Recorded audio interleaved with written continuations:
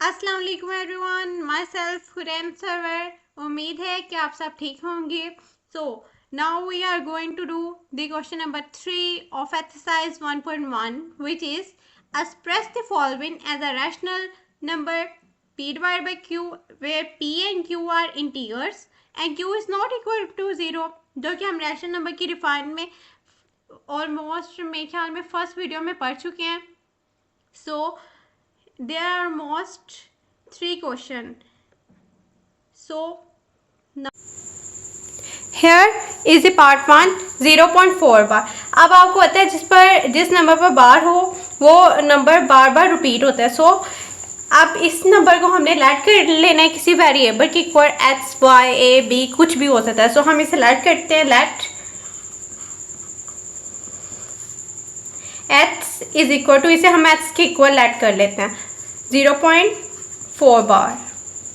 सो अब जो 0.4 बार का हम ख़त्म करेंगे तो हमारे पास 4 4 4 4 एंड सो ऑन आ जाएगा। सो इसे हम लेट कर लेते हैं इक्वेशन 1 की इक्वल। ये है हमारे पास इक्वेशन 1। अब इन दोनों को हम मल्टीप्लाई करेंगे 10 के साथ। 10 के साथ क्यों? क्योंकि आप देखें अगर पॉइंट के बाद एक नंबर है तो हम इक्वेशन 1 को 10 से मल्टीप्लाई करेंगे। अदर 2 है तो हम उसे 100 से करेंगे। अगर 3 है तो 1000 से। मीन जैसे नंबर बढ़ते जाएंगे पॉइंट के बाद वैसे ही 1 के बाद 0 बढ़ते जाएंगे। तो अब इसे हम मल्टीप्लाई करते हैं। Multiply equation 1 by 10 on both sides.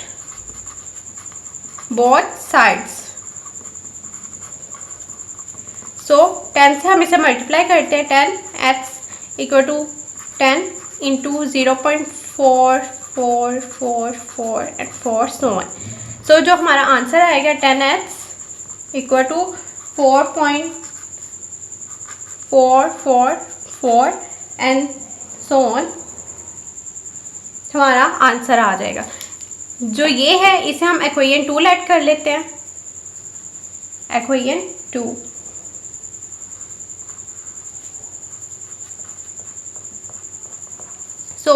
अब हम जो है इक्वेशन 2 और इक्वेशन 2 में से इक्वेशन 1 को सब्ट्रैक्ट कर देंगे। सब्ट्रैक्टिंग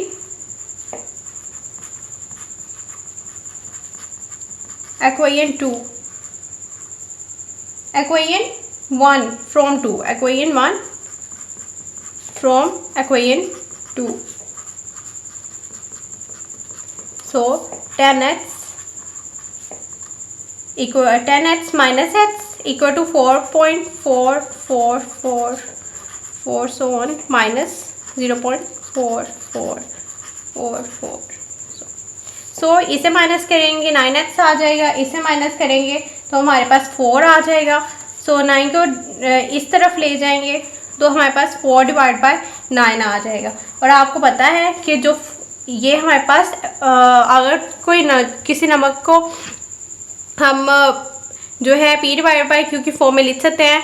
मीन कि ये rational number. So x is equal to 4 divide by 9 it's a rational number.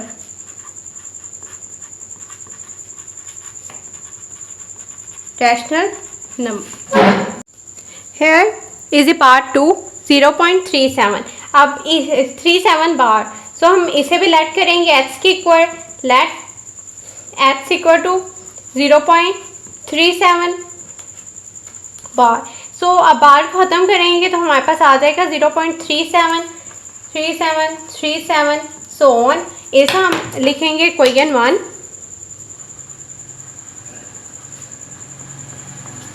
अब जो है x है और ये इक्वेशन 1 है इसे हम मल्टीप्लाई कर दें 100 से। क्यों 100? क्योंकि अगर डेसिमल के बाद 2 पॉइंट हैं तो अब इसे हम मल्टीप्लाई करेंगे 100 से। Multiply equation 1 with 100 on both side.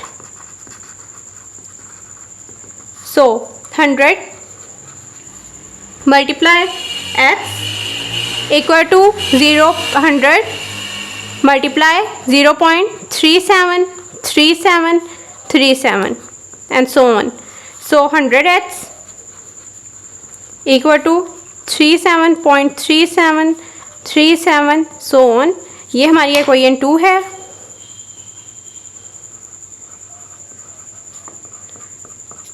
अब हम करेंगे subtracting equation 1 from 2. Subtracting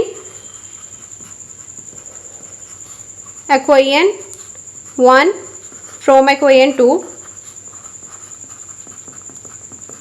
So 100x minus x equal to 37.3737 so on minus 0.373737 so on.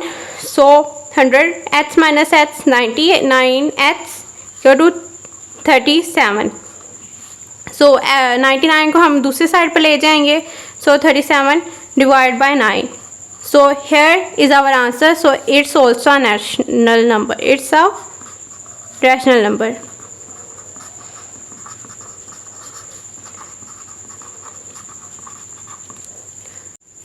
Here is a part 3 0.21 bar. इसे भी हम लेट करेंगे x equal to 0.21 bar.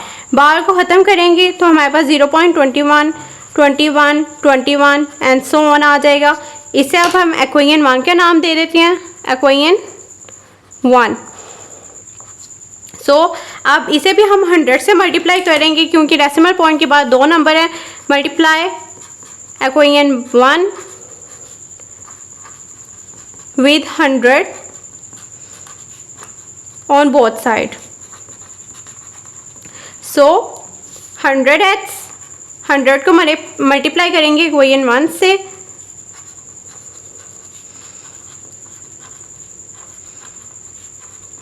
So on.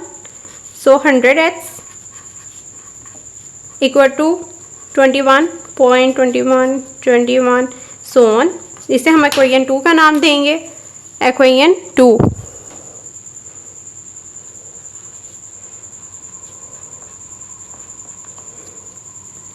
अब जो है हम करेंगे सब्ट्रैक्ट करेंगे इक्वेशन 1 को इक्वेशन 2 से. सब्ट्रैक्टिंग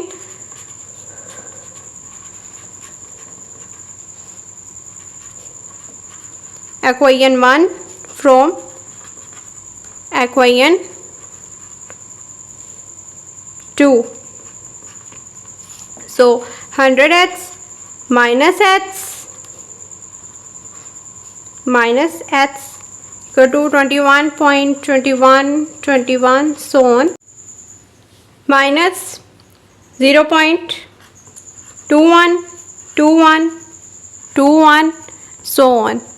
अब जो है इसे माइनस किया 99x आ गया, माइनस करेंगे 21 आ गया. सो 99 को अब दूसरी साइड पर ले जाएंगे. सो 21 divide by 99.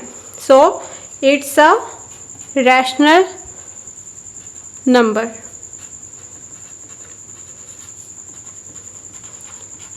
So it's the last part of question number 3. उम्मीद है कि आप सबको अच्छी समझ आई होगी. अच्छा, अगर अच्छी समझ नहीं आई तो कमेंट सेक्शन में मैसेज करें. I will definitely reply your messages. और स्क्रीनशॉट लेने की कोई ज़रूरत नहीं, मैंने डिस्क्रिप्शन में इनका लिंक अटैच कर रही हूँ, आप वहाँ से ले सकते हैं. So okay bye, thank you so much, see you guys soon.